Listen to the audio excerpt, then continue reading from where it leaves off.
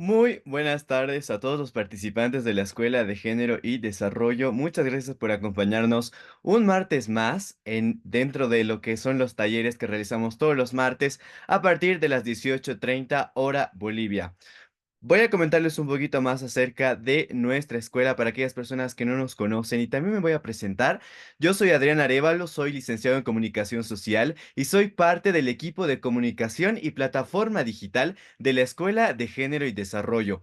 Quiero enviarles un saludo muy grande desde la ciudad de Cochabamba, Bolivia, y agradecerles por estar conectados un martes más junto a nosotros. Nuevamente, para aquellas personas que no conocen, que no saben un poco más acerca de la escuela, pues comentarles que la Escuela de Género y Desarrollo fue iniciada en abril del 2020. Con mucho esfuerzo creamos un espacio virtual llamado Escuela de Género y Desarrollo, con el objetivo de informar y orientar a hombres y mujeres para que fortalezcan sus conocimientos en temáticas de género, salud y desarrollo integral.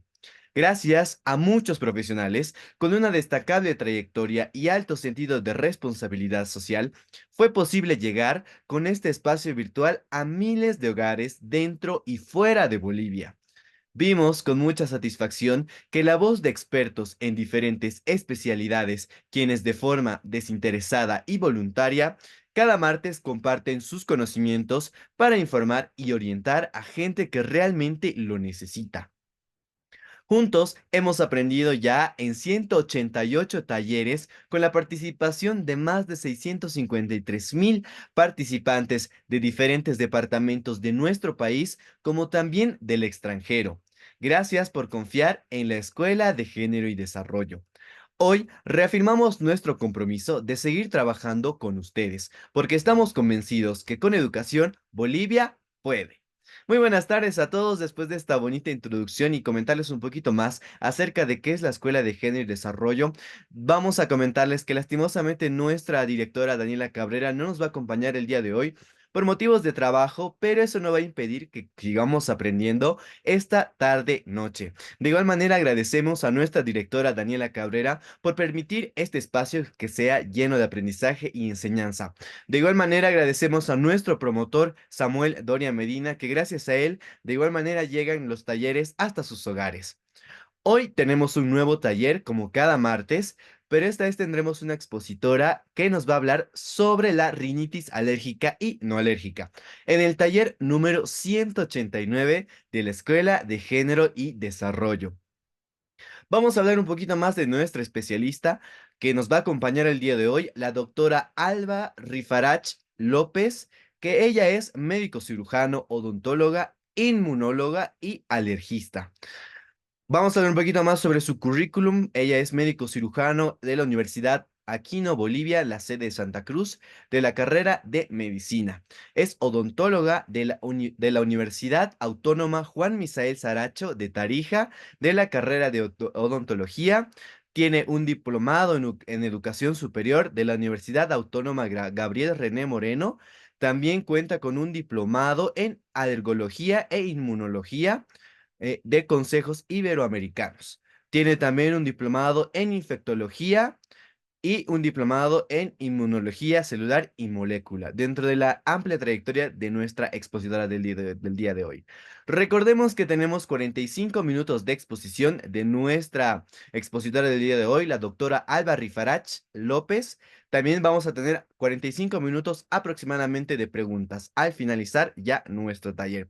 Ahora sí, damos la bienvenida a nuestra expositora. No sé si ahora nos puede encender su cámara para que podamos conocerla un poquito más acerca de lo que va a ser este bonito taller.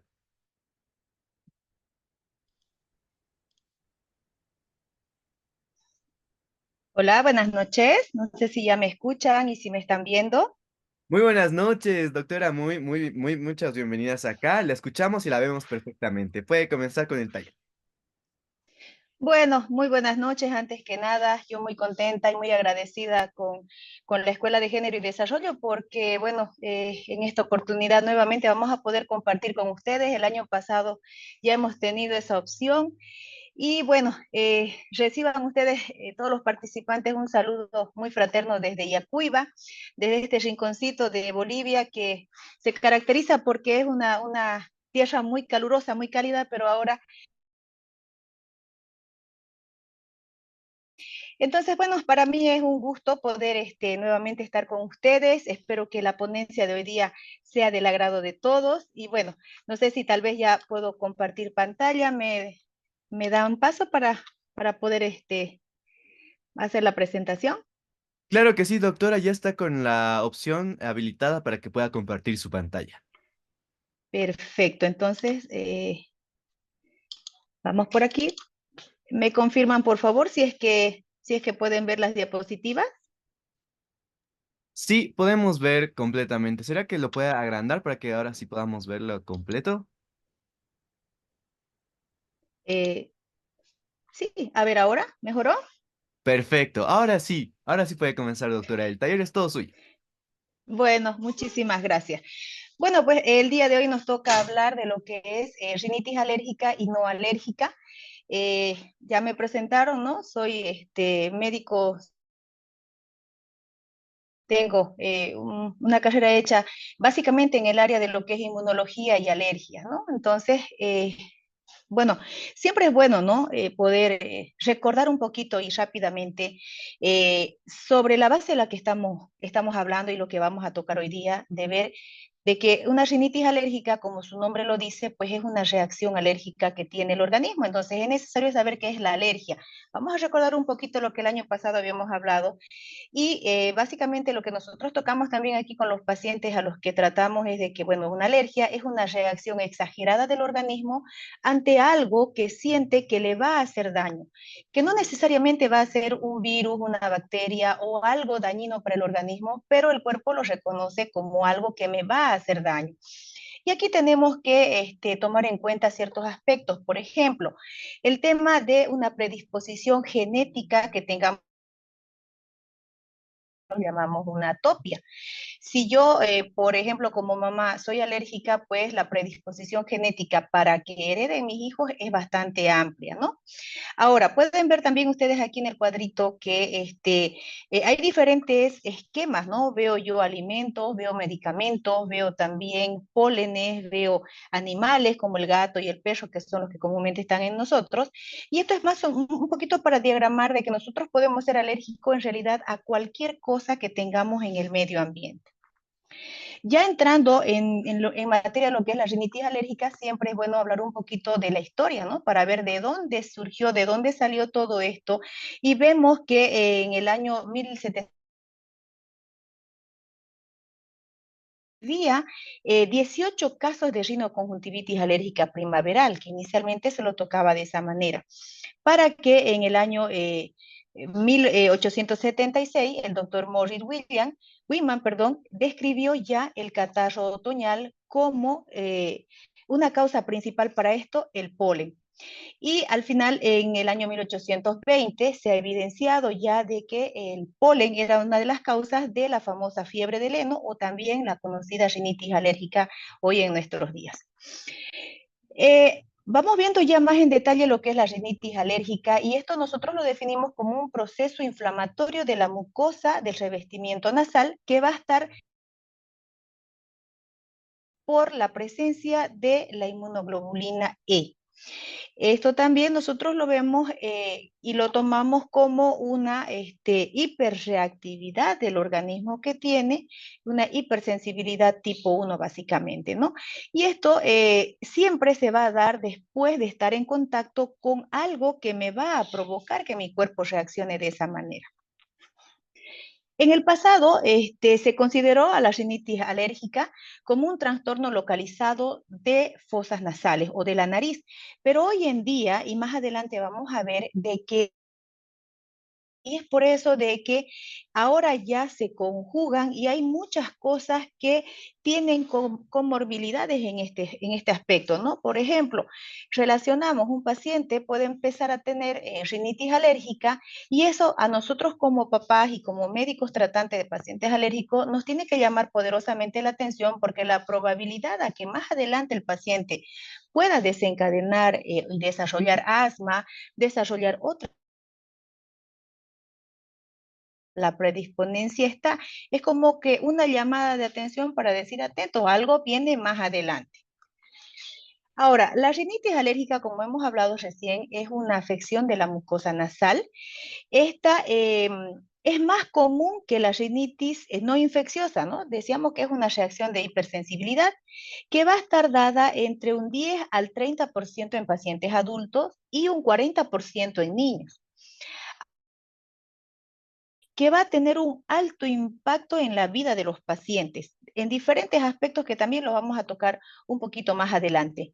Y tiene comorbilidades, ¿no? Se relaciona con otras patologías también, porque hay muchas personas, por ejemplo, que pueden tener rinitis alérgica, ¿no? Manifestaciones, pero también pueden tener una combinación de rinitis más conjuntivitis alérgica, ¿no? Entonces ahí nosotros ya vamos jugando con la terminología y decimos de que es un paciente que tiene una rinoconjuntivitis, por ejemplo, ¿no? O sea, son comorbilidades. O sea, un paciente puede tener una reacción alérgica de una manera y también puede tener dos o tres. Puedo tener rinitis más asma, puedo tenerlo. Puedo tener rinitis más dermatitis ante algo que me está provocando que reaccione de esa manera. Ahora, ¿cuáles son los síntomas principales de una rinitis alérgica para que podamos nosotros diferenciarla? Básicamente la nemotecnia del pero, ¿ya? ¿Y qué quiere decir? Que un paciente tiene la P de prurito, la E de estornudo, la R de rinorrea y la O de obstrucción nasal. Esto es característico en los pacientes y esto va a caracterizarse porque se presenta durante al menos una hora al día por menos de 2 días consecutivos y que estos son reversibles ante la administración de ciertos medicamentos que va la manifestación clínica que presenta. Ahora, en cuanto a los tipos de rinitis, vamos a tener una gama amplia de maneras como se presenta una rinitis. No necesariamente todo es rinitis alérgica, no todo es producido por un agente, un aeroalérgeno o diferentes sustancias que me provocan esa reacción alérgica y que van a ser mediados por una hipersensibilidad tipo 1. Tenemos rinitis infecciosa, que puede ser bacteriana, viral o por algún tipo de hongo. Podemos tener una rinitis ocupacional, que esa puede ser persistente, puede ser intermitente, puede ser estacional. Podemos tener también una rinitis inducida por fármacos. Lo característico que casi siempre se presenta o lo que con frecuencia se presenta es una rinitis por aspirina y por otros medicamentos que también se pueda y también tenemos el famoso Nares, que es una rinitis eosinofílica, una rinitis producida porque, bueno, en el epitelio de la mucosa encontramos eosinófilos. Tenemos también una rinitis por irritantes, por alimentos, una rinitis emocional, una rinitis atrófica. Entonces, como podemos tener otro tipo también. En cuanto a la epidemiología, es bueno hablar de que entre el 10 al 40% de los pacientes que desarrollan alergias son pacientes adultos, ¿no? La prevalencia va en adolescentes, por ciento, y la mayoría son rinitis alérgica, ¿no? El mayor porcentaje a nivel mundial es por una rinitis de hipersensibilidad tipo 1. Aquí podemos ver un poquito en cuanto a lo que es la prevalencia en Latinoamérica. Y hay un estudio que se hizo de la AISA que reportó un 37.6% de prevalencia con un incremento en los últimos años del tocamos nosotros aquí y la pregunta de los padres de familia que indican por qué antes no se veía tanta alergia como se ve ahora. Entonces, ¿no? Las diferentes manifestaciones alérgicas pues están catalogadas como la enfermedad del siglo XXI por diferentes motivos y con predilección siempre son en las ciudades donde se van dando más los casos de pacientes alérgicos. Nosotros manejamos en qué momento un paciente puede ir cambiando de manifestación clínica y es lo que nosotros llamamos una marcha tópica. La rinitis alérgica va a alcanzar su pico máximo en la segunda a cuarta década de la vida. Y bueno, vamos a empezar y podemos empezar en la mayoría de los casos que se va a dar en niños. De ahí podemos pasar a tener alergia alimentaria, podemos tener asma y al final podemos llegar a tener una rinitis alérgica. Como decíamos hace un momento, del 10 al 40% es la asociación de la rinitis alérgica que se correlaciona con un asma que llegan a desarrollar en algún momento. Y básicamente, tanto la rinitis alérgica como cualquier otra manifestación clínica alérgica va a tener un impacto grande en la calidad de vida de los pacientes, ya que son pacientes que muchas veces se ven tan afectados en el diario rutinar de su vida, ya sea a la asistencia, ya sea en el trabajo, y emocional y psicológicamente los pacientes alérgicos con diferentes clínicas siempre se ven altamente impactados. La rinitis alérgica vemos de que en jóvenes es más común en los varones que en las mujeres, y ya en la edad adulta la cosa cambia. Se ve más en mujeres que en varones y más en el área urbana. Ahora, ¿cuáles son los factores de riesgo que yo tengo que tomar en cuenta para saber o para ver si en algún momento voy a desarrollar algún tipo de alergia, sea con la manifestación que sea? En primer lugar está el antecedente heredofamiliar. Y las alergias son, es una enfermedad, mejor dicho, que tiene un porcentaje mayoritario de que hay una huella genética para que se pueda desarrollar. Que va, la otra parte del desarrollo de esta patología es el medio ambiente, y bueno, lo vamos a ver de aquí a poquito. Otra cosa es la exposición al humo del tabaco, ya sea durante, en cualquier momento de nuestra vida o durante el embarazo. Es un factor que va a predisponer a que en algún momento se pueda desarrollar aquello. El uso temprano de los antibióticos, perdón, lo uso, no lo uso, cómo lo uso, todo eso va a influenciar de cierta manera. También el sexo masculino. Se habla también de que muchas veces el primer hijo o el primogénito es el que tiene una mayor predisposición a desarrollar alergia, pero que en realidad la huella genética va a estar para todos los hijos, ¿no? El tipo de nacimiento habla mucho, hay diferencia, ¿no? Cuando es una cesárea, cuando es un parto normal, que también juega un papel importante en la predisposición para desarrollar alergia, y que nosotros podamos encontrar en pacientes menores a 6 años una inmunoglobulina E sérica que sea superior a las 100 unidades internacionales por ml, nos tiene que llamar la atención. Ahora, ¿qué me desencadena que yo desarrolle una crisis alérgica, sea con la clínica que sea? En primer lugar, son los factores medioambientales, ¿no? La época de polinización, el polen es una de las cosas que en primer lugar nos presenta reacción alérgica. También los elementos intramuros, en este caso, que son catalogados los ácaros, el ácaro del polvo. Y bueno, nosotros, y particularmente yo les comparto,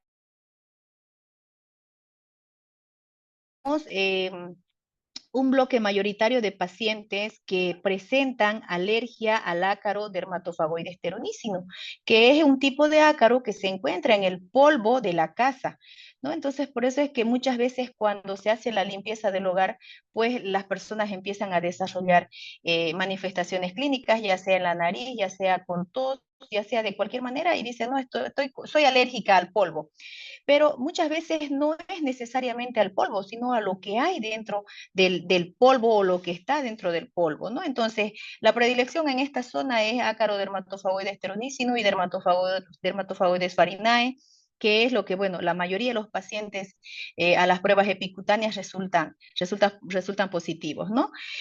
También tenemos, bueno, el epitelio de los animales. Esto es algo imposible, ¿no? Porque nosotros convivimos prácticamente, ya sea con gato, perro, siempre hay en la casa, y entonces, bueno, muchos pacientes también resultan alérgicos a esto. Y bueno, la alergia ocupacional, que muchas veces, y hay zonas en las que se trabaja en lugares donde hay mucha eliminación de pequeñas partículas, ¿no? De tantas cosas que hay, y bueno, las personas desarrollan también alergia a esto. Tenemos factores protectores que van a darnos ciertas ventajas, ¿no? Al momento de que se pueda desarrollar a una temprana o a una tardía edad una reacción alérgica, como por ejemplo la lactancia materna. Nosotros como médicos y todo el personal de salud siempre recomendamos que se le pueda dar una lactancia materna exclusiva, al menos los primeros 6 meses con predilección. Y vemos ahora de que una de las ventajas que se tiene es esto, ¿no? De que se ayuda bastante a que los pacientes a futuro pues no puedan desarrollar un grado alérgico bastante fuerte, ¿no?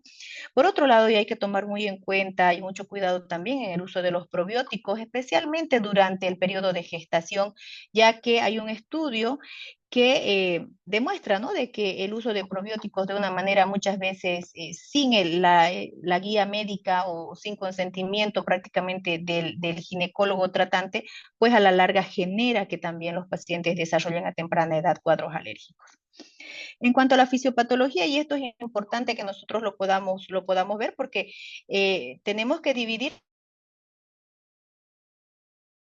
pueden ver aquí, en la que un alérgeno y esta va a tomar contacto con una célula presentadora de antígeno, la cual me va a activar un tipo de linfocito T, un TH2, que a su vez me va a producir ciertas sustancias, ¿no? Interleucinas que nosotros llamamos, la 4, la 5, la 13, el factor transformable beta, y que esto al finalizar me va a producir unos anticuerpos que se llaman inmunoglobulina E, que estos a su vez van a eh, formar una especie de Y, que estos se van a pegar a las células cebadas, ¿no? Entonces, ya en un siguiente momento, el que sería la segunda parte, cuando nuevamente yo entro en contacto con este alérgeno, lo que vamos a tener es directamente que estas células cebadas se van a activar al ya tener la presencia de la memoria del anticuerpo IgE y me van a producir la liberación de ciertas sustancias como la histamina en una fase inicial, quien es la encargada de que se produzcan los síntomas en el paciente, ¿no? Y también a estos otros mediadores de una fase inicial y en una fase tardía que van a provocarme la persistencia de estos síntomas cuando obviamente no se toma algún tipo de medicamento. En este caso lo que comúnmente se le da son antihistamínicos porque lo que hacemos es bloquear la producción de la histamina, que es quien me produce los síntomas. Este es otro cuadro que es un poquito más amplio, ¿no? Lo que pasa internamente a nivel inmunológico en las células y que al finalizar de todo, pues tengo yo las manifestaciones de la nemotecnia, pero, ¿no? El prurito, la rinorrea, la congestión y la obstrucción nasal. Ahora, en cuanto a la clasificación de la rinitis alérgica, bueno, las guías ARIA, que son las que se encargan de ver la rinitis alérgica y el impacto con el asma, definen esta clasificación. Una primera clasificación que es según su duración, la dividimos en intermitente y en persistente. La intermitente es aquella que presenta síntomas menores a 4 días a la semana o durante menos de 4 semanas consecutivas. Ahora, para nominarla como persistente, tienen que estar estos síntomas por más de 4 días a la semana y o durante 4 semanas consecutivas, ¿no? Ahora, según la gravedad, vamos a tener en leve, moderada y grave. La leve es cuando yo presento síntomas sumamente leves, ¿no? No nada que me afecte, que yo no tenga sueño, que yo no tenga molestias, que yo no tenga una rinorrea hialina, que es el líquido que regularmente se da en estos casos. Una moderada cuando yo tengo uno, dos o tres de estos otros síntomas, ¿no? Puedo tener rinorrea, puedo tener escozor, prurito, puedo tener alguna manifestación, pero tienen que ser uno, dos o tres. Y una grave es cuando ya tengo más de 4 síntomas que hacen que yo definitivamente, bueno, sepa que tengo una rinitis alérgica. Para llegar a saber exactamente soy alérgica y a qué soy alérgica y definir una rinitis alérgica, tenemos que tener un abordaje clínico.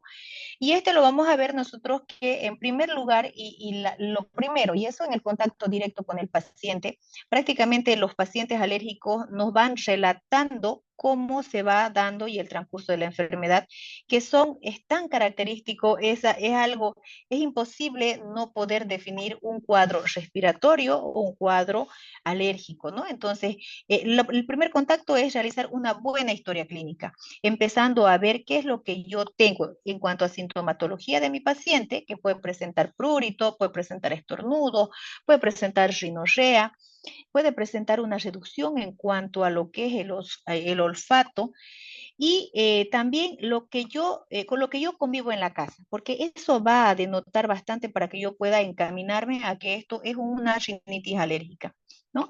Entonces, al hacer la historia clínica, nosotros vemos si es infecciosa, si es no infecciosa, todo va a depender del relato inicial del paciente. A esto se suma un segundo momento en el que yo empiezo a ver ya también la parte heredofamiliar, ¿no?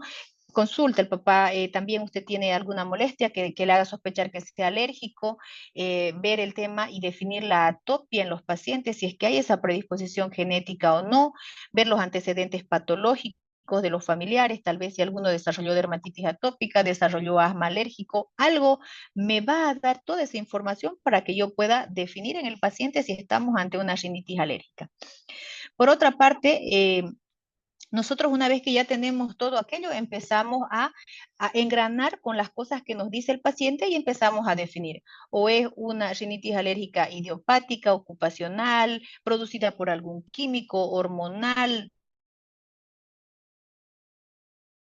lo que el paciente me diga para que yo vaya encaminando mi diagnóstico y obviamente para poder encaminarme hacia el tratamiento en el paciente. Y bueno, esto es lo característico que siempre se ve en los pacientes alérgicos, por rinitis alérgica en este caso, bueno, un saludo alérgico donde ellos todo el tiempo están con la mano en la nariz, ¿no? Todo el tiempo están, vemos que hay un surco nasal en esta parte para que puedan ustedes ubicarme en la imagen, es característico en los pacientes alérgicos. Tenemos el pliegue de Donny Morgan, podemos tener una hipertrofia de los cornetes, donde no va la exploración, nosotros vamos a ver cómo hay un aumento en cuanto al tamaño de la mucosa que reviste estos cornetes. Una mucosa pálida,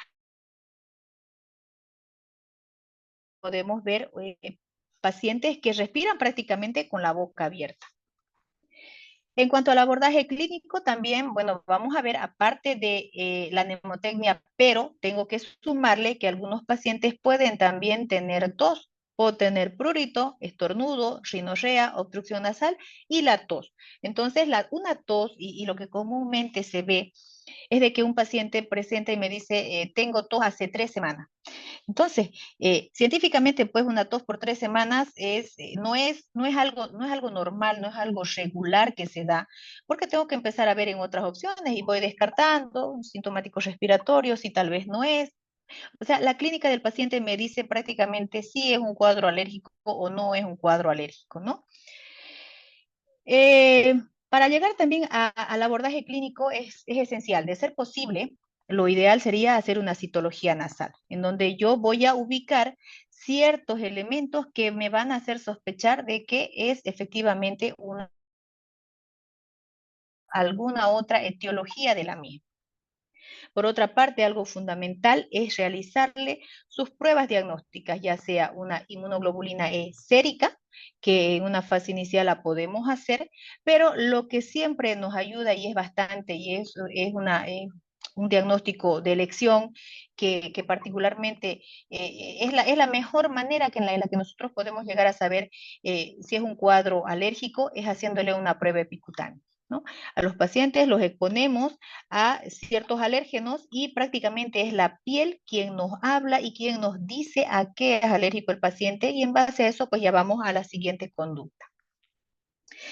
Este es un cuadrito que se los quise poner porque es necesario saber y también entender a los pacientes alérgicos, ¿no? Es algo externo a ellos, es algo que ellos no buscan ser alérgicos, pero que lamentablemente el impacto en la vida de cada uno de los pacientes es bastante grande, ¿no? La afectación psicológica, ese desgano por ir a la escuela o por ir al trabajo, o porque, bueno, voy a estar todo el tiempo con el papel higiénico o tal vez con el Kleenex o con lo que sea, pero buscando parar en la salida de líquido hialino que se presenta, en este caso una rinorrea, o también los pacientes que, bueno, por esa obstrucción nasal que tienen, pues siempre van a estar con la nariz como que está tapada, como que estoy resfriado, pero sin embargo no hay tal situación, ¿no? Entonces es bueno saber el impacto que esto genera en la vida de los pacientes para también saber entenderlos y ayudarlos de cierta manera a que esto se resuelva, ¿no? Encaminar, porque las patologías alérgicas favorablemente sí tienen solución.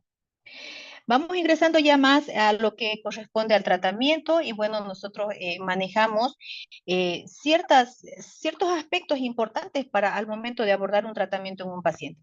Lo primero es la comunicación con el paciente, en el caso de que sea un paciente mayor, y en el caso de que sea un menor de edad, pues la comunicación con los padres de familia, porque hay que hacerles entender de que un problema alérgico lo vamos a resolver de la mano, tanto el médico tratante como el paciente, cumpliendo las indicaciones y todos los consejos que nosotros como médicos y el equipo que trabaja va a darle, porque lo que queremos al final es que sea el tratamiento un éxito. Por otra parte, el control del medio ambiente con la eliminación y la evitación de los alérgenos, ¿no? Inicialmente y en la primera consulta, a los pacientes se les indican las medidas generales que se tienen que tomar. Un ejemplo, si sospechamos de que tengo alergia al polvo de la casa o a los ácaros que están en el medio ambiente, pues yo tengo que la limpieza fundamental, el lugar donde está habitando el paciente alérgico tiene que ser lo más despejado posible, lo más ventilado posible, saber de que los ácaros son extremadamente fotosensibles, la ventilación es fundamental.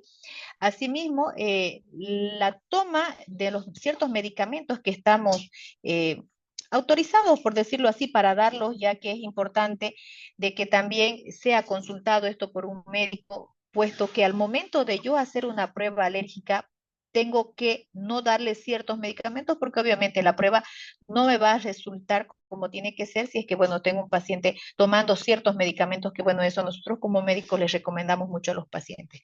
Y por último, el tratamiento, en realidad el único tratamiento que modula y que acaba con un problema alérgico es la inmunoterapia alérgeno específico, sea cual sea que se haga o que se tome la decisión de hacerla, sea una subcutánea, sea una sublingual, una oral, una intralinfática, la que sea, resulta muy bien porque es la única que ha sido aprobada y autorizada por la OMS para resolver los problemas alérgicos, ¿no? Porque no olvidemos que los antialérgicos, los antihistamínicos me van a calmar las sintomatologías del momento, pero no me van a resolver el problema de raíz. Este es un cuadro que siempre me agrada mucho que lo podamos ver, ya que aquí habla sobre la evitación de ciertas cosas y lo que tenemos que hacer en la casa, las medidas de control ambiental que son fundamental para que podamos. Nosotros también aconsejar a los pacientes, aconsejar a los padres de familia para saber qué pueden y qué no pueden hacer. Medidas de control ambiental, el hecho de tener que lavar la ropa, lavar las sábanas, con preferencia con agua caliente a una temperatura superior a los 55 grados, posteriormente a eso, de ser posible, hacer un planchado de la ropa nos va a ayudar. También los purificadores de aire con filtros tipo EPA nos ayudan bastante en los lugares donde hay mucha humedad o donde hay mucho polvo. Entonces, son medidas que nos ayudan grandemente a bajar la sintomatología de los pacientes mientras vamos avanzando en lo que es el tratamiento. La limpieza es fundamental del lugar donde está el paciente alérgico. Y la manera como limpio también me va a ayudar bastantemente a bajar esa carga que yo tengo en el medio ambiente y que son los que básicamente me van a producir los síntomas. Por otra parte, el tema de las mascotas, ¿no? El control siempre de las mascotas, la higienización, el ver los lugares de los reservorios donde están estos animales, la caspa del perro, la caspa del gato, el pelo de estos animalitos, siempre es un factor que me va a dar cierto dolor de cabeza en algún momento por cuestiones netamente alérgicas, ¿no? Ahora, en cuanto al tratamiento farmacológico, va de la mano. Tenemos nosotros y manejamos los antihistamínicos tipo 1, los corticoides intranasales, que bueno, y como pueden ver aquí en este cuadro ustedes, ¿no? Vemos de que, por ejemplo, un antihistamínico H1 me va a ayudar bastante en lo que es la rinorrea, en lo que es el prurito, en lo que es la obstrucción nasal, en lo que son las manifestaciones oculares, pero yo tengo que tomar muy en cuenta y obviamente que siempre no nos mantenemos de que la automedicación no es buena, porque hay que saber de que estos medicamentos si bien me ayudan en algo, pero también me afectan en otra parte, ¿no? Entonces, y eso es lo que, bueno, nosotros como médicos que estamos en esto, pues somos lo que manejamos a diario y siempre vamos a recomendar la mejor manera para que los pacientes puedan garantizar de que no tengan ningún efecto adverso a futuro. Los antihistamínicos, bueno, el papel fundamental que tienen básicamente es que actúan sobre el músculo liso de la vía aérea, ¿no? Y por eso es que el efecto que se tiene es bastante rápido. Podemos tener una reacción sumamente rápida y que, bueno, eso alivia de gran manera a los pacientes cuando tienen esta manifestación clínica. Este es otro cuadrito que también quiero yo mostrárselos para que ustedes puedan ver eh, cuán importante es manejar los medicamentos de acuerdo a lo que yo presento, ¿no? O sea, no puedo yo tomar de una manera deliberada un medicamento y otro porque alguien me recomendó, porque alguien me dijo, no, porque lamentablemente, pues, muchos actúan sobre el sistema nervioso central, ¿no? Y de ahí que muchos pacientes alérgicos pues toman un medicamento X y tienen sueño y están desganados y están asténicos, están adinámicos, en realidad muchas cosas que juegan aquí y que nosotros como médicos somos los que tenemos que orientar a nuestros pacientes para que puedan ellos recibir el mejor medicamento que corresponde. Pero bueno, hay una gran gama, como ustedes pueden ver en la diapositiva, de medicamentos que sí o sí tenemos que consultarlo con un médico con preferencia para ver. Los antihistamínicos, este cuadrito es bastante importante para que podamos ver y básicamente lo que me marca en esta diapositiva es el hecho de que estos tres medicamentos son los medicamentos orales que, bueno, van a estar como que mejor recomendados, por decirlo así, porque unos me van a provocar mucho sueño, poco sueño y otros nada de sueño, ¿no? En este caso. Los antihistamínicos intranasales, básicamente, y eso vamos a hablar también en una siguiente diapositiva, particularmente a los pacientes alérgicos, a los pacientes asmáticos, eh, indicarle un antihistamínico intranasal es una de las mejores opciones, ya que son medicamentos que no me van a interferir, en primer lugar, al momento de yo hacerle una prueba alérgica, por un lado. Por otro lado, son los que se absorben mucho más rápido y son medicamentos que me dan eh, un, eh, un efecto súper rápido, ¿no? Aquí lo que, bueno, favorablemente nosotros tenemos es la fluticasona, la budesonida, que son medicamentos que eh, me ayudan bastante a poder revertir ciertas crisis en los pacientes, ya que eso, pues, hace de que acudan a la consulta con mucha frecuencia.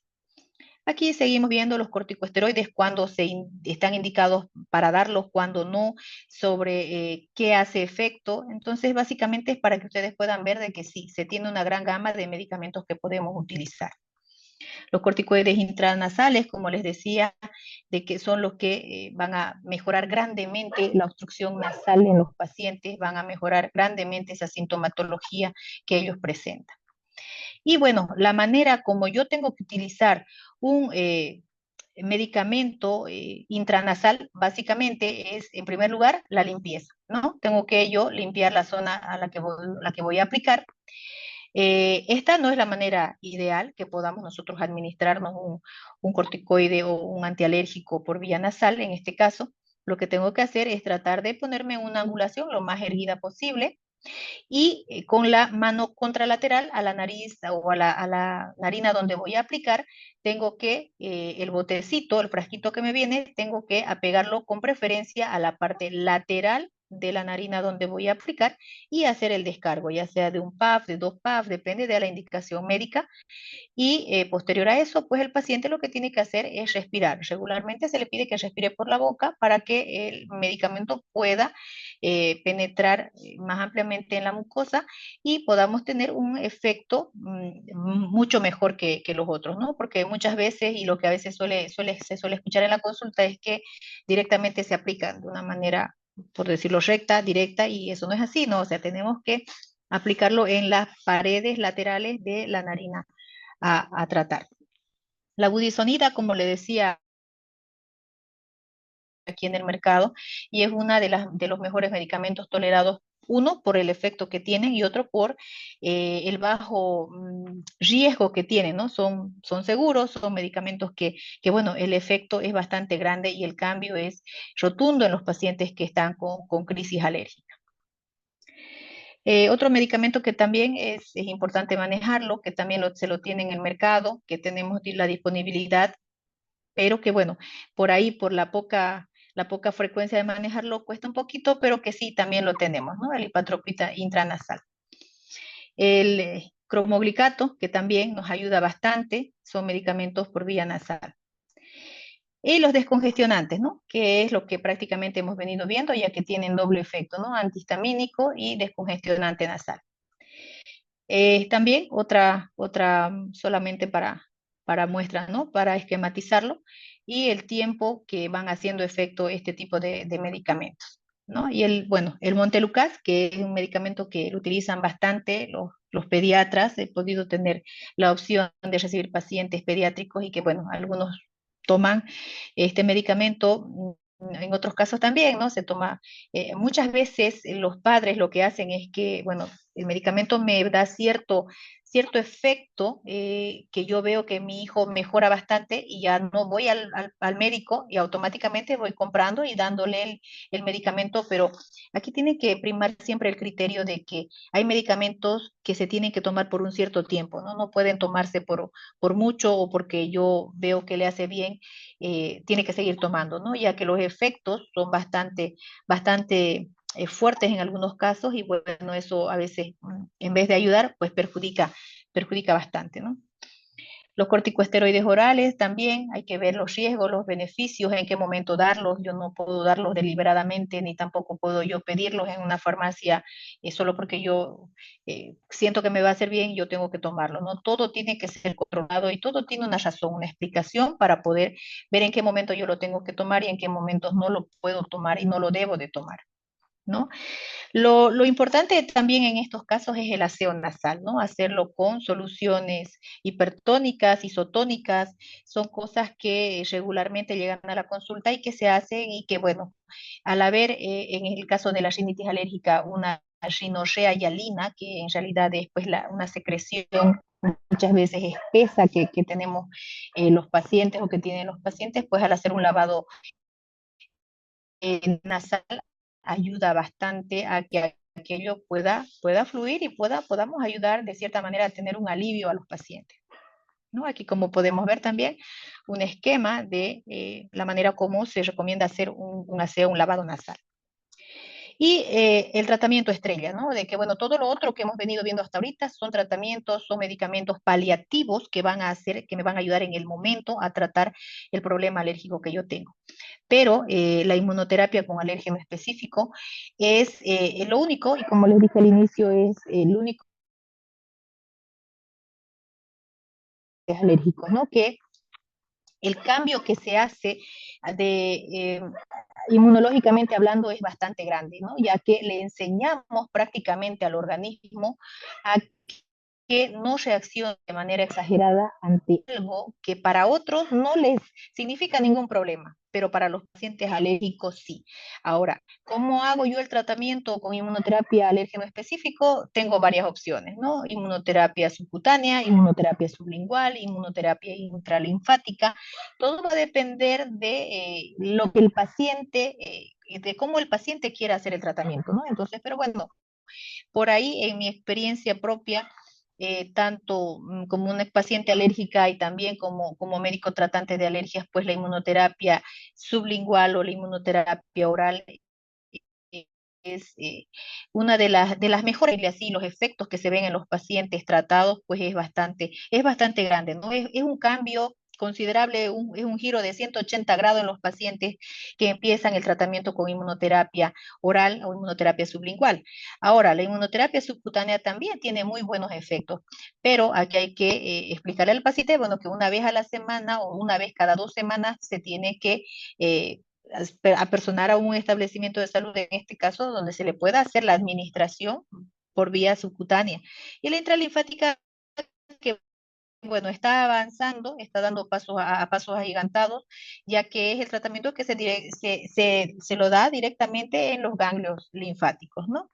La inmunoterapia con alérgenos es un cuadrito que ya lo habíamos explicado en la anterior ponencia, donde el cambio que realizamos pues es, ¿no?, el bloqueo de la inmunoglobulina E y vamos a cambiarlo por una IgG4, quien va a hacer de que se aumente la producción de células T reguladoras, que van a ser prácticamente las que van a hacer de que mi cuerpo aprenda a que las cosas no todas son malas y no todas tengo que reaccionar mal, ¿no? Aquí también es un esquema de la inmunoterapia subcutánea, como les decía, pues se da la aplicación vía subcutánea una vez o dos veces, una vez cada 2 semanas, una vez cada semana, todo depende de el producto que tenga, en este caso para ofertar al paciente, a ver cuál es lo que decide, ¿no?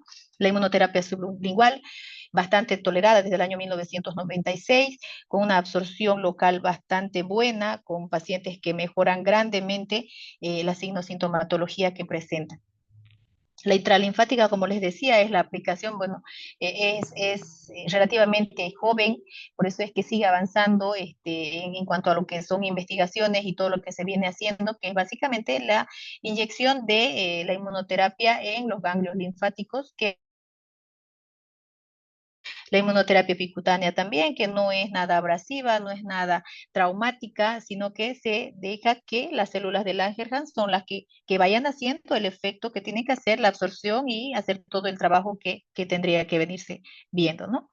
En cuanto a la terapia biológica, ya eso es algo más, hay que tratarlo con pinzas, ¿no? Porque, bueno, no está de libre disponibilidad en el mercado, son médicos, eh, son muy pocos los que se encargan de ver todo esto, pero bueno, para nombrarlos está, ¿no?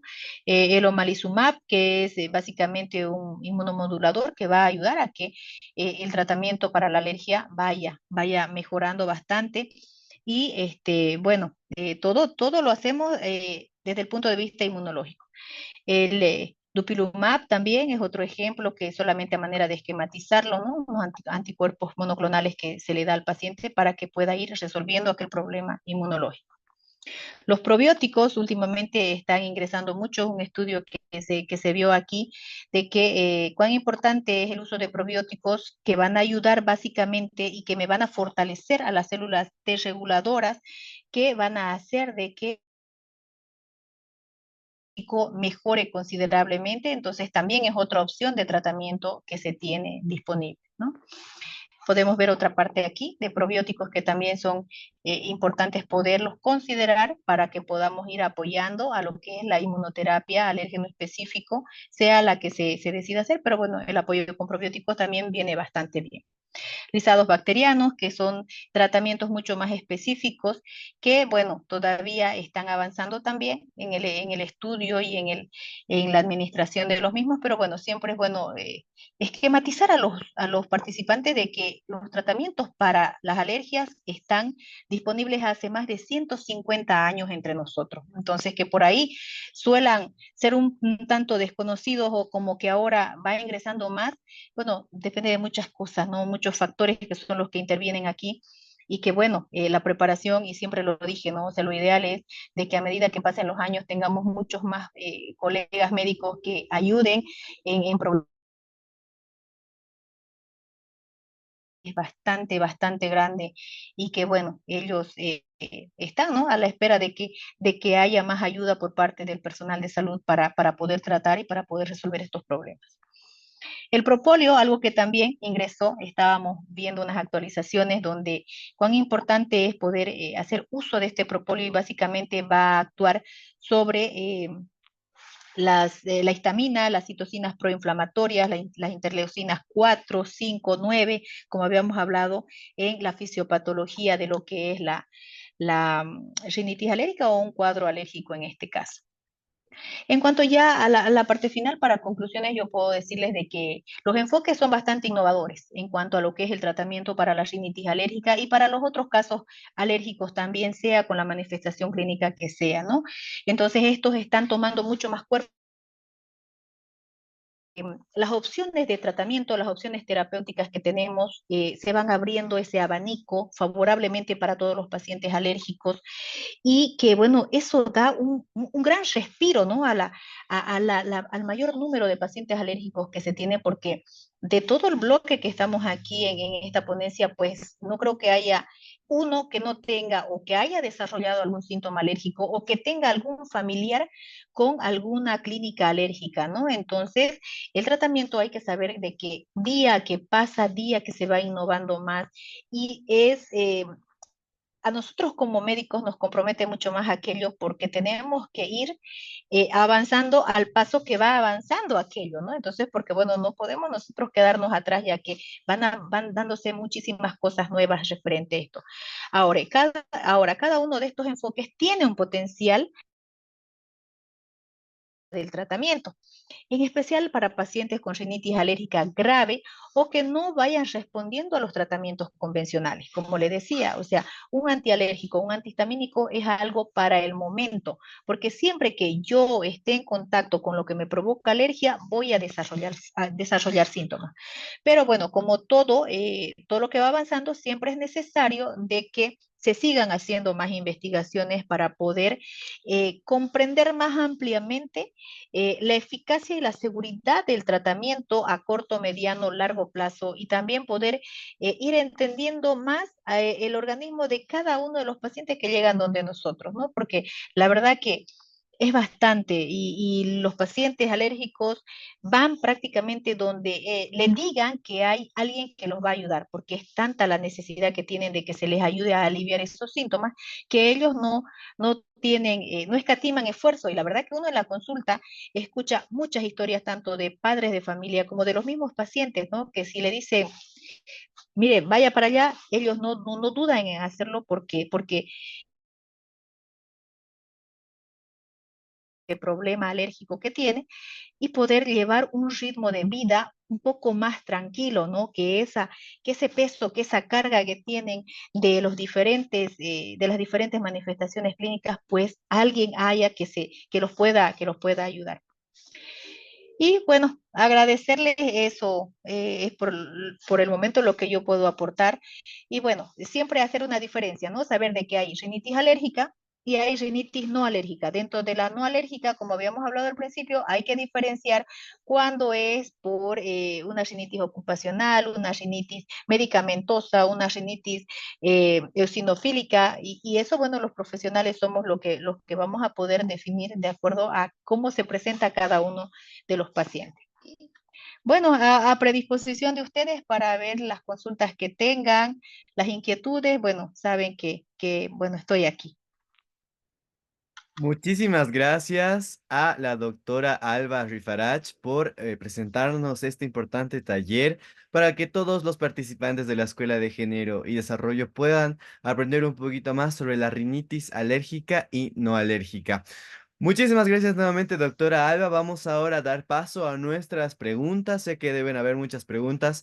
Y para comenzar con ellos, por favor, vamos a pedir a nuestros participantes del sub número 1, en el que nos encontramos ahora, puedan levantar la mano para que puedan realizar su pregunta.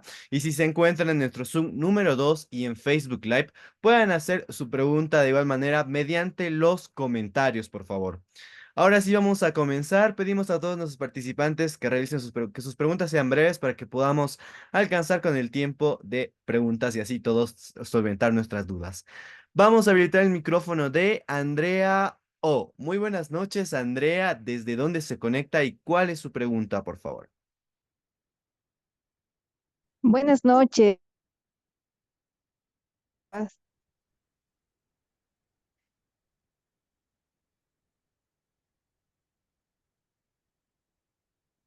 Hola.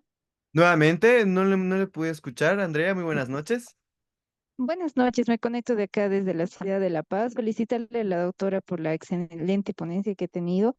Y bueno, mi pregunta va respecto al tema del tratamiento sobre la inmunología en Bolivia. Si contamos con este tratamiento acá, pues ¿dónde podemos encontrarlo? Ya que hay muchos casos de pacientes con rinitis, ¿no?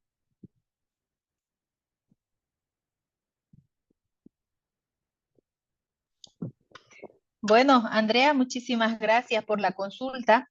Y miren, en honor a la verdad, en esta parte le diré que es muy poco, ¿no? con inmunoterapia alérgeno específico, le diré que particularmente en Bolivia me ha costado mucho encontrar los alérgenos en este caso, porque no olvidemos de que los pacientes hacen su tratamiento de acuerdo a lo que salgan en la prueba epicutánea. Un ejemplo, si un paciente sale alérgico al ácaro dermatofagoides esteronícino y al ácaro dermatofagoides farinae, entonces su tratamiento, su inmunoterapia va a tener esos alérgenos, en este caso dermatofagoides esteronícino y farinae. Ahora, un paciente puede también tener en la prueba epicutánea salir alérgico al ácaro dermatofagoides farinae y al polvo de casa o al epitelio de gato. Entonces, su tratamiento tiene que tener eso. Entonces, la verdad que a nivel Bolivia, no sé no, si tal vez en otras partes tendrán, pero aquí en esta zona, como nosotros vivimos en el sur del país, pues la ventaja que tenemos es de que la Argentina tiene en el tema de alergias, pues ya un recorrido bastante, ¿no? Entonces eso nos ayuda de gran manera a poder tener y a poder darles el tratamiento a los pacientes que, bueno, a diferencia de otras veces, pues no les quedaba más que pasarse a la parte argentina y allá hacer el tratamiento, ¿no? Entonces ahora las opciones que nosotros tenemos aquí es que se les da el tratamiento y los pacientes no tienen que emigrar a la parte argentina ni tienen que, bueno, sufrir para hacer eso, ¿no? Pero bueno, a nivel Bolivia le diré que no busqué mucho aquí para cuando iniciamos con esto, pero no se tiene mucho, ¿no? Entonces, por ahí tal vez, ¿no? Sé que son muy pocos los médicos que tratamos el tema de alergias a nivel Bolivia y por ahí consultando con ellos ver si es que se le da la opción o no, pero favorablemente nosotros aquí en esta zona sí tenemos, sí ofrecemos la inmunoterapia alérgeno específico a los pacientes.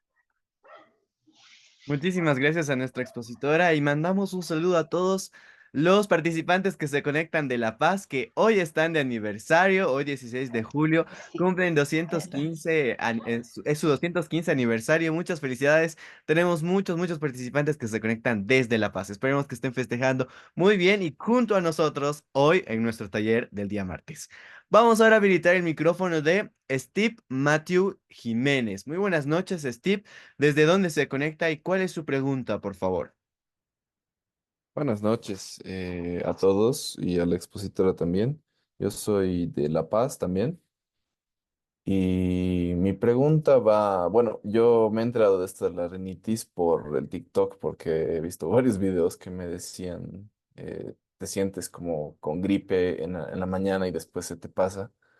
Entonces, yo creo que puedo tener esta rinitis porque me pasa mucho que o moqueo o me da, se me siento inflamado, pero después se me pasa. En el resto del día no siento nada. La pregunta para mí sería, ¿cómo, qué médico podría diagnosticar esta situación de manera adecuada? ¿Y en qué momento sería el mejor para ir, digamos? Porque hay veces que ya la verdad no me pasa nada, no lo siento. Y hay momentos en que sí lo siento. Entonces, no sé si estaría bien ir en cualquier momento o solo cuando siento los síntomas. Claro, bueno, Steve, muchas gracias de, No. de quien me antecedió. A todos nuestros hermanos de La Paz, bueno, un saludo cordial y felicidades que estén pasando un lindo día. Miren, y es lo que yo les decía al inicio, ¿no? Cuando nosotros tomamos contacto con los pacientes, ellos prácticamente nos van describiendo la patología. Y lo que acaba de mencionar Steve es algo clave, ¿no? O sea, siento la molestia en la noche, cuando estoy en la casa, pero después durante el día se me pasa. Entonces, y para todo hay una explicación, a todos los de la sala de que lo que nos pasa aquí, en esta zona, por ejemplo, como somos una zona bastante calurosa, en tiempo de calor, lo que menos queremos es estar dentro de la casa. Pero cosa muy diferente cuando nosotros estamos en la época de frío, ¿no? Porque, bueno, queremos estar todo el tiempo abrigados, queremos estar todo el tiempo dentro de nuestro domicilio, porque, bueno, por el mismo hecho del frío. Y ahí viene la parte en la que entran estos está el polvo de la casa, donde están los ácaros, y básicamente el ácaro dermatofagoides steronicinus es el que con predilección está en el polvo de la casa. Polvo hay en las cortinas, polvo hay en las ventanas, en las puertas, en los muebles, en todas partes. Entonces, ¿qué quiere decir? De que yo estoy en contacto permanente con esto que me está provocando alergia. Ahora, el dermatofagoides farinae, por ejemplo, le encanta estar en los colchones. Y es lo que yo les digo a mis pacientes, no importa que sea un colchón nuevo, un colchón antiguo, un colchón nuevo, un colchón viejo, caro, barato, al final todo colchón tiene la tendencia a acumular ácaros. Entonces es por eso de que nosotros siempre recomendamos, yo recomiendo las medidas de control ambiental. ¿No? Entonces, si usted siente que cuando está en la casa siente esa molestia, entonces hay que saber de que hay algo en la casa que me está provocando la alergia. Ahora, ¿qué médico me diagnostica esto? Bueno, lo ideal es ver a un médico, un internista, tal vez un alergólogo, alguien que maneje más este tema para que pueda agarrar y pueda aconsejarlo de la mejor manera. Ahora, ¿en qué momento yo lo detecto? Si cuando estoy con síntomas o cuando estoy sin síntomas. Eh, Cuando estamos con síntomas, lo que vamos a hacer es buscar en un laboratorio, pedir un solo estudio, que es una inmunoglobulina E en sangre, y si esta está elevada, de acuerdo a los laboratorios como lo manejan, por decirle, en personas adultas de 16 años en adelante, cuando tengo un valor que supere las 200 unidades internacionales por ml, pues eso me quiere decir que estoy ante una crisis alérgica y que mi inmunoglobulina E está aumentada por esa causa. Entonces, pero en definitiva, lo que va a decirme a qué soy alérgico es hacerme una prueba epicutánea, una prueba en piel, y eso, bueno, lo hacemos netamente los médicos que manejamos el tema de alergia, ¿no? Entonces, lo ideal sería eso, ¿no? Que encuentre ahí en su ciudad un médico que haga las pruebas epicutáneas y que con preferencia haga el tratamiento con inmunoterapia porque va a ser la única manera que se le va a poder ayudar. Ahora, paralelo a eso, puede tomar antialérgicos, puede tomar antihistamínicos, sí, pero uno tiene que enfocarse que siempre que esté en contacto con lo que le provoca, a estar tranquilo. Por eso es que hay días que sí tiene, hay días que no tiene, en la casa, afuera de la casa, y cuando es una llamada de atención, decir que cuando yo estoy dentro de la casa siento más los síntomas, es porque ahí adentro de la casa, está lo que me está provocando alergia. Muchísimas gracias, doctora Alba, y también muchísimas gracias a Steve por su pregunta. Espero que hayamos resolvido su duda. Ahora sí nos vamos a trasladar, por favor, doctora, a nuestro Zoom número 2 y la licenciada Feliciana Barreto López le dice, doctora, ¿es verdad que existe la vacuna para la alergia? ¿Para curar o no hay cura alérgica? Nos dice, doctora. ¿Será que existe la cura para la alergia, doctora? Claro que sí, ¿no? Así, yo se lo digo sin dudarlo un segundo, sí hay. Y es lo que estamos hablando, es la inmunoterapia con alérgeno específico. Es lo mismo, y siempre yo les explico a mis pacientes, ¿no? El tratamiento que vamos a hacer no es un tratamiento que yo le doy una receta y usted va y se lo busca a la farmacia. ¿Por qué? Porque y por eso se llama inmunoterapia con alérgeno específico. A lo que yo soy alérgica, a eso de eso se prepara mi tratamiento, porque prácticamente lo que hacemos es darle al paciente lo que le provoca alergia, pero inactivado hasta que vaya aprendiendo y hasta que su cuerpo sepa que esto no es dañino para él. Entonces, la vacuna para las alergias sí hay, sí existe, y es el único tratamiento que cura una alergia de raíz. Por eso es que le decía, las opciones tenemos subcutánea, que es como cuando yo voy y me coloco una vacuna para la influenza, por decirlo. Pero a diferencia de la influenza, en este caso para la inmunoterapia, para la alergia, se la tiene que poner o cada semana o tenemos la inmunoterapia oral o la inmunoterapia sublingual, que es la que mejor resulta con los pacientes porque no es traumática, ¿no? Simplemente se le da las gotitas que va a tomar, ya sea por día o ya sea una vez a la semana. Entonces no es traumática. Las vacunas intralinfáticas es también lo que se hace, pero a nivel de ganglio linfático. Entonces mi respuesta tácitamente es sí hay la vacuna para la alergia y sí se resuelve. Y es con lo único que se resuelve. Muchísimas gracias, doctora. Y ya está, pues, la respuesta para nuestra licenciada que nos acaba de preguntar. Ahora nos vamos rápidamente a Facebook. Doctora, por favor, y vamos a responder la pregunta de Beatriz Fernández y le dice, muy buenas noches, ¿qué medicación específica es de mayor uso para una rinitis alérgica en pacientes adultos y pediátricos? Nos dice Beatriz. Un favorcito, ¿será que usted me puede repetir de nuevo porque ha habido un corte ahí? Claro que sí, mil disculpas, doctora. Beatriz Fernández le dice, ¿qué medicación específica es de mayor uso para una rinitis alérgica para pacientes adultos y pediátricos? Entonces, no sé si ustedes recuerdan tal vez la diapositiva que yo les puse, ¿no? Donde hay antihistamínicos. Nosotros manejamos antihistamínicos H1, antihistamínicos H2 y manejamos medicamentos por vía intranasal. Mire, yo prácticamente los H1 los estoy dejando de lado porque el efecto no es el mismo que un H2, definitivamente. ¿No? Por ejemplo, puedo tener la cetiricina, la levocetiricina, la loratadina, o sea, hay una gama grande que los médicos obviamente los manejamos de acuerdo a la preparación que tenemos. Ahora, el tema de cuál es mejor para un adulto o para un niño, ustedes saben que las dosis pediátricas se las maneja en base a lo que es kilogramo peso en los niños. Entonces, yo no le podría decir la cetiricina es mejor para el niño o mejor para para el adulto. ¿Por qué? Porque al final de todo, el efecto va a resultar de acuerdo a la dosis que yo le vaya a dar a mi paciente. No le puedo dar una dosis igual a un adulto que a un niño, ¿no? Entonces ahí en esa parte sí o sí tenemos que tener mucho cuidado. Y por otro lado, es el hecho de que particularmente para mí, como médico alergista, me gusta mucho utilizar en los pacientes con problemas alérgicos, y estoy hablando de cualquier problema alérgico, sea rinitis alérgica, sea asma alérgico, sea dermatitis atópica, sea cualquier conjuntivitis, rinoconjuntivitis alérgica, siempre con predilección los medicamentos por vía intranasal son los que mejor resultado le dan a los pacientes y a nosotros los médicos tratantes nos permiten y nos dan un margen de opción para que nosotros podamos hacer la prueba epicutánea. Porque no se olviden que hemos hablado de que de acuerdo a ciertos medicamentos, muchas veces cuando quiero hacer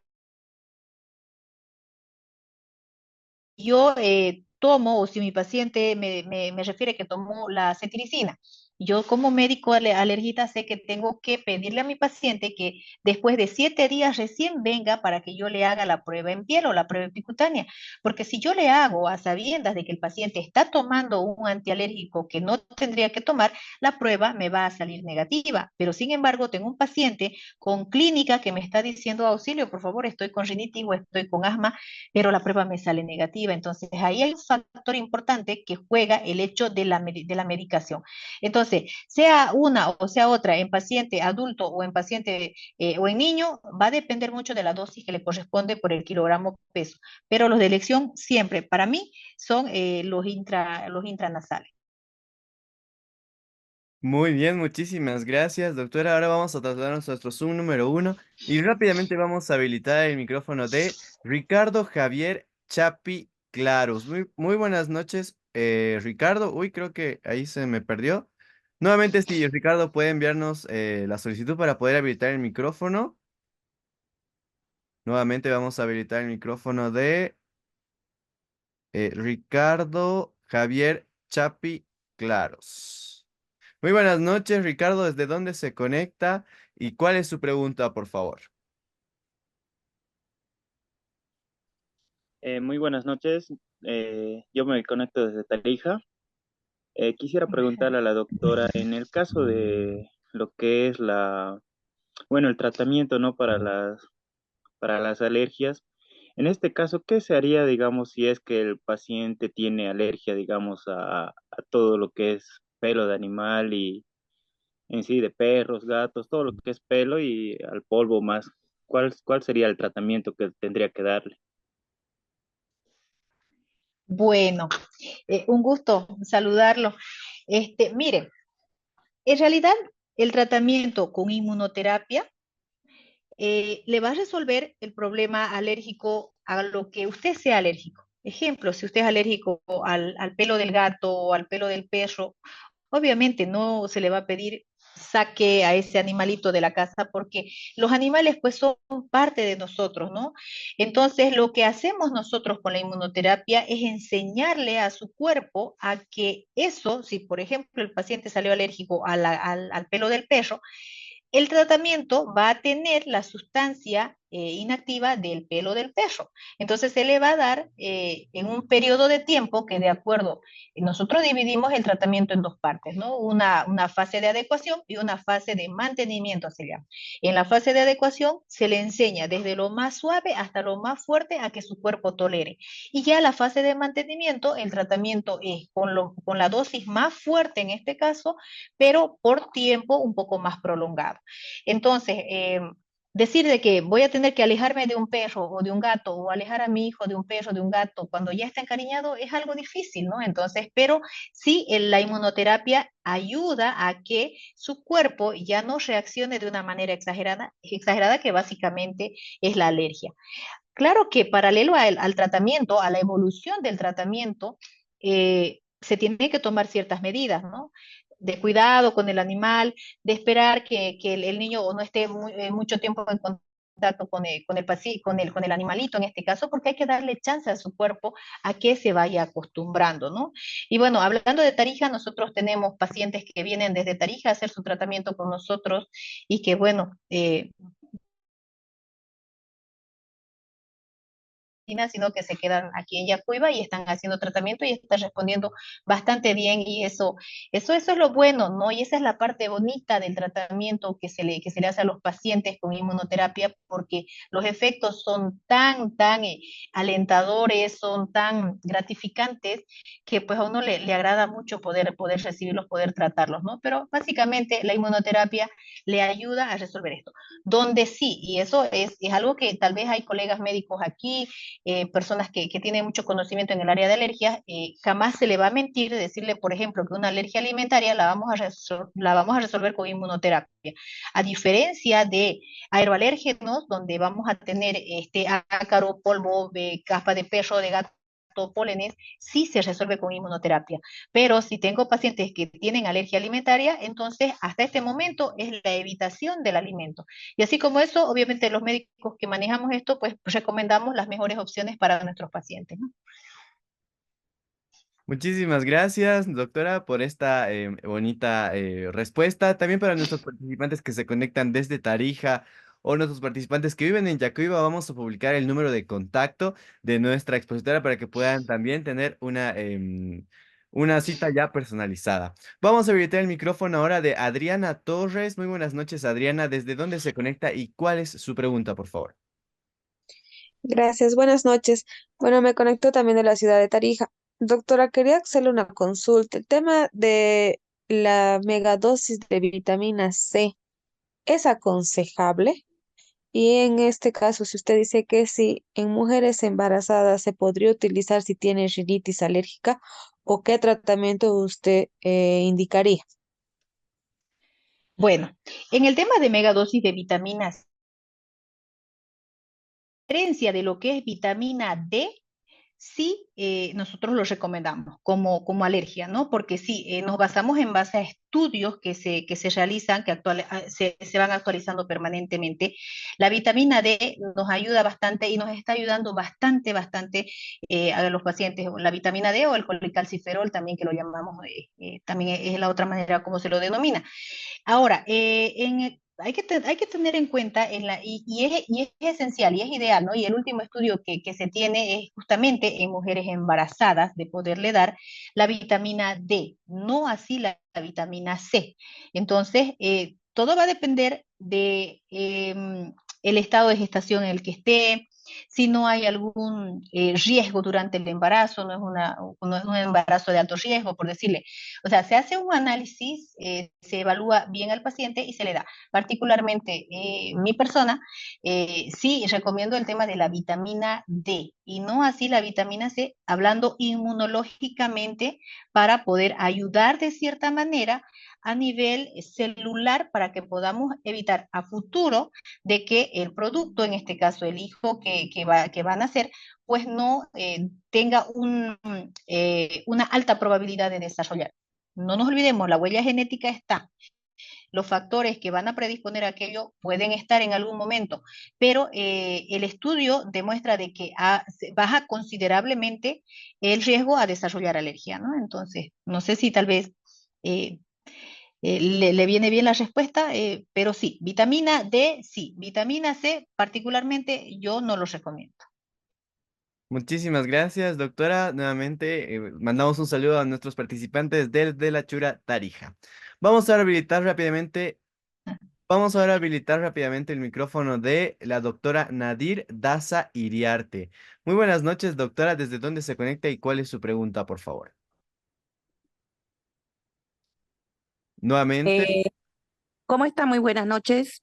Hay una consulta que tengo. Hay muchas personas que no nacieron con rinitis alérgica, ¿ya? Pero en el transcurso, digamos que la mayoría de las personas que yo he atendido con COVID, ¿no? Después del COVID les ha surgido rinitis a casi a la mayoría de mis pacientes que yo he atendido, ¿no? Y esa es mi consulta, digamos, ¿no? En esos casos que son adquiridos o, no sé, post-COVID, ¿no? ¿Cuál es el tratamiento que más o menos están manejando? ¿No? Porque yo sigo con los antihistamínicos, pero por ahí hay alguno de elección o ha tenido muchos casos respecto a esto. Sí, bueno, mire qué importante, doctora, el punto que usted trata en una clase de alergia versus COVID, ¿no? O sea, hay una relación bastante fuerte en esto, porque no olvidemos que ha sido un impacto grande a nivel celular, a nivel inmunológico. Entonces, los pacientes que muchas veces no tenían algún problema alérgico, sienten que después que pasó el COVID quedaron, ¿no? Y no, no créate, hay varios casitos en los que ellos relatan y dicen, no, yo antes no tenía, pero después del COVID empecé a tener. Entonces, ahora, ¿cuál es el tratamiento? Me mantengo firme. La inmunoterapia alérgeno específico es la única que va a ayudar a sacar a los pacientes de los cuadros alérgicos, sea cual sea la clínica que ellos presenten. Desde una clínica baja a una clínica alta, la inmunoterapia es lo único porque es el único tratamiento que modula la enfermedad, es el único tratamiento que cambia el curso regular de la enfermedad. ¿Podemos darle antialérgicos, antihistamínicos? Podemos, pero el efecto que van a tener estos medicamentos pues es muy poco en comparación al tratamiento con inmunoterapia, que es el único recomendado y es el único que científicamente está comprobado que acaba con los problemas alérgicos. Muchísimas gracias, doctora. Vamos ahora a habilitar rápidamente el micrófono de Abigail Esther. Por favor, Abigail, que su pregunta sea súper rápida y concreta para ya vamos a culminar con nuestro taller. Buenas noches. Buenas noches, doctora. Buenas noches. Hace casi 3 semanas enfermé primero con una esófago amigdalitis neumocócica. Ya he hecho 2 días de tratamiento, me he puesto súper mal, no podía. Mi centro de salud me ha puesto penicilina y dexametasona en ampolla y me han nebulizado con salbutamol. Me dieron ibuprofeno más y acitromicina. No mejoraba 3 días después del tratamiento, estaba peor, no podía respirar, sentía que mi epiglotis se me inflamaba, no podía hacer pasar mi saliva, tosía y me dolía hasta las costillas. Entonces volví ahí y le dije a los doctores, estoy mal. Entonces uno de los residentes, que no era de nuestro país, de otro país, me dice, no tienes eso, se han equivocado, ya no retiran todos los medicamentos y solamente toma me ha dado otro medicamento, creo que familiar también de la citromicina, no recuerdo bien. Me hicieron comprar un jarabe más broncodilatador y ese mismo día otra vez me nebulizaron y me pusieron dexametasona con, solo dexametasona si no me equivoco. Y seguía igual, volví a ir después de otros 3 días, le digo, doctor, peor, no puedo respirar, me siento mal, le dije, no sé qué hacer. Y me quisieron volver a poner, me pusieron 2 días de dexametasona y un día de ampicilina. Entonces ese día que ya fui, le dije, no, ya no quiero que me pinchen, no le hemos puesto penicilina, me pusieron, doctora, y estaba a punto de llorar para que no me vuelvan a colocar porque investigué y ahí solamente una vez más pasando 7 días se puede inyectar al paciente. Entonces le dije, doctor, ya no quiero solo neumolice, me opongo a recibir más medicamentos intramuscular, le dije. Y ya me dijo, me nebulizaron, me fui a mi casa y desde esa noche yo sentía que al tomar uno de los medicamentos mi epiglotis se me inflamaba y no podía hablar, no podía respirar. Entonces dije, me niego a hacer tratamiento, lo dejé todos los tratamientos, me tomé desde esa noche, toda la noche, al día siguiente, agua con limón tibio y sopa de pollo. Y recién al segundo día después de que he dejado el tratamiento, me he podido recuperar y he podido hacer pasar mi alimento, ya me he sentido mejor. No era alérgica a nada, no tenía alergia a nada, ya antes había recibido penicilina, también me habían puesto, también enfermé del COVID, me habían puesto dexametasona y yo pienso que tal vez, y no sé, esa es mi pregunta, podría haber hecho en este tiempo un cuadro de alergia a alguno de esos medicamentos o tal vez para la próxima no juntar uno de esos medicamentos. Entonces, yo no sé cómo podría averiguar si soy alérgica a uno de esos o tal vez la confusión de alguno de los medicamentos me provocó alguna alergia porque retiré todos los medicamentos y ya me siento mejor, tengo espasmos de tos, pero ya no. Gracias, doctora. Claro, no, mire, porque prácticamente nos describió lo que le ha pasado, ¿no? Y sí, desde mi óptica, de hecho que lo ideal es estar frente al paciente, es revisarlo, es poder tener un criterio clínico, ¿no? Pero al relato que usted me hace, puedo sospechar de que sí, efectivamente hizo un cuadro alérgico ante un medicamento. Y lo que usted me dice es clave, ¿no? Sentía que su glotis, su epiglotis, se agrandaba. Y ese es uno de los mayores problemas en los que nosotros tenemos que tomar muy, muy en cuenta, ¿no? El hecho de no llegar a hacer un shock anafiláctico, ¿no? No hacer una anafilaxia, porque ¿qué es lo que pasa? Que la glotis aumenta de tamaño, entonces yo no puedo respirar y al final las personas pues tienen una complicación porque no puede ingresar aire a la vía aérea. Entonces, ahí lo primero es el tratamiento inicial ya para bajar y para reducir el porque ha recibido varias cosas. Ahora, llegar a saber a cuál de esos medicamentos posiblemente hizo una reacción alérgica, pues es haciendo una prueba que se le hace, es una prueba en piel, una prueba de exposición al medicamento, pero que se lo tiene que hacer personas que estén bien adiestradas, ¿no? Entonces ahora usted lo que puede hacer es obviamente tener siempre, manejar esos medicamentos que usted nos nombró ahora y tratar de irlos evitando hasta llegar a saber qué es lo que en realidad le provocó esa reacción. Pero básicamente, y la otra parte del escenario que le tocó pasar, el cuadro, ¿no? O sea, yo no puedo confundirme o tratar de no confundirme, yo no critico, pero siempre, o sea, los pacientes alérgicos prácticamente nos dicen lo que tienen solamente relatándolo y nosotros viéndole la clínica que tiene, porque es con relativa frecuencia que llegan, y especialmente los pacientes que hacen cuadros asmáticos, que tosen y tosen todo el tiempo y ellos ya recibieron medicamento de todo tipo, de toda clase, barato, caro, lo que sea, pero el cuadro no mejora. Y no va a mejorar porque no se le está dando el medicamento adecuado para tratar ese cuadro, ¿no? Entonces es por eso y es elemental de que podamos reconocerlo y tener esa destreza para poder saber qué medicamento le voy a dar y qué medicamento va a ser el que mejor me va a resultar en mi paciente y evitar llegar a esto, ¿no? De que tomo una cosa, otra cosa y al final no es lo que yo necesitaba tomar.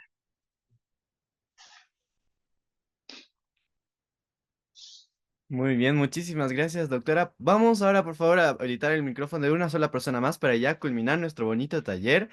Ahora sí, vamos a habilitar el micrófono de la participante María Luz Zavala. Muy buenas tardes, María Luz. ¿Desde dónde se conecta? ¿Cuál es su pregunta, por favor, para ya culminar este bonito taller?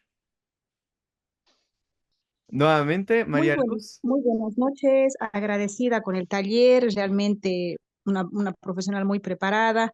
Mi pregunta es de que Gracias. si para diagnosticar a un paciente con rinitis alérgica es suficiente la clínica, los antecedentes del paciente o hay necesidad de hacer un test alérgico. Le pregunto porque lamentablemente yo tengo un niño de 7 años de edad que ahora con la explicación de hoy estoy convencida al 100% que mi niño es rinítico. todo el tiempo con las narices tapadas, está con los ojitos congestivos, tiene rinorrea, hay veces que tiene tos que no le pasa con nada, ha usado de todo. Lo vio a él un médico alergólogo, pero nunca le hizo un test de alergia. Tomaba Montelucas, estaba con el Rinoval, ahora está usando fluticasone más salmeterol, solución isotónica para lavados nasales, pero, o sea, nunca le hicieron un test alérgico y en realidad yo no sé a qué es lo que él tiene la alergia. Claro, no, seguro que sí, señora. Bueno, gracias por la consulta y esto es fundamental, ¿no? O sea, uno es la historia clínica. Segundo es la clínica que tiene el paciente. Y tercero, como usted dice,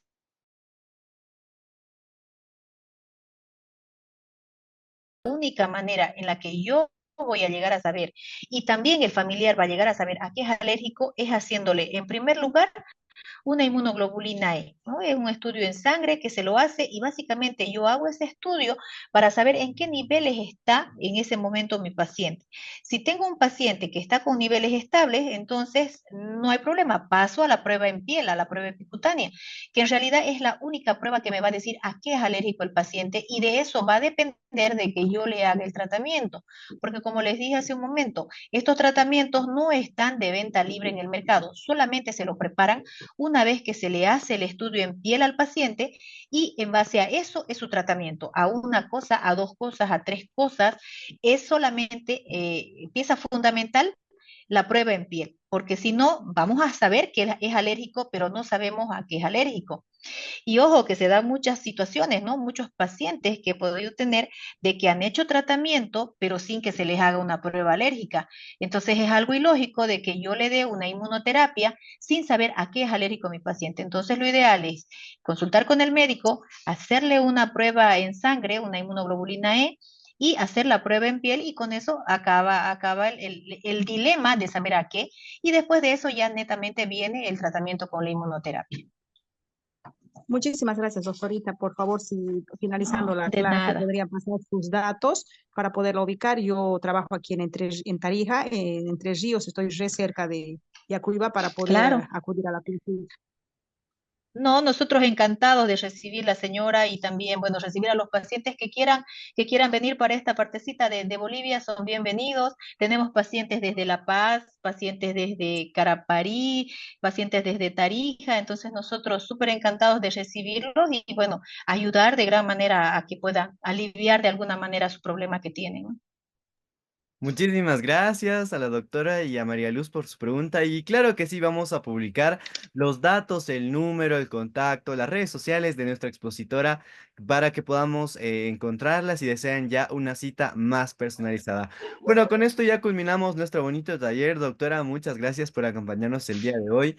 A nombre de nuestra directora Daniela Cabrera y Samuel de la Medina, le agradecemos nuevamente por estar con nosotros un taller más en esta oportunidad y poder hablar un poquito más acerca de la rinitis alérgica y no alérgica. Por favor, le pido que se quede con nosotros. Todavía tenemos unos pequeños anuncios que hacer para que también nuestros demás participantes conozcan un poco más sobre la escuela. Pero algo, me estaba olvidando, antes de culminar, por favor, doctora, quisiera que nos dé sus últimas recomendaciones sobre la rinitis alérgica y no alérgica. Bueno. No, muchísimas gracias yo con ustedes por la invitación y bueno, saben que siempre van a contar conmigo para poder compartirles lo mucho, lo poquito que sepamos, lo actualizado y todo lo que se pueda referente al tema de alergia e inmunología, ¿no? Mi recomendación final, decirles en primer lugar a todos los padres de pacientes alérgicos y a los pacientes alérgicos que nunca pierdan la esperanza en que sí hay una solución para su problema alérgico, ¿no? El diagnóstico y el tratamiento está entre nosotros hace muchísimos años, entonces y ahora ya se están dando y se están abriendo las opciones para que todos los que quieran hacer tratamiento puedan hacerlo. Saber diferenciar un problema alérgico de una otra patología es elemental, poder acudir al médico de preferencia, pero que pueda ayudar de cierta manera a poder dilucidar el diagnóstico posible que yo pueda tener y lo fundamental, que sepa del manejo de los medicamentos que se le va a dar y de la conducta terapéutica a seguir. O sea, con esto, ¿qué quiero decir? De que evitemos la automedicación porque muchas veces eh, las complicaciones son grandes, ¿no? Entonces, simplemente eso y que no pierdan la esperanza, que sepan siempre de que para todo problema hay una solución y en el caso de las alergias no es la diferencia.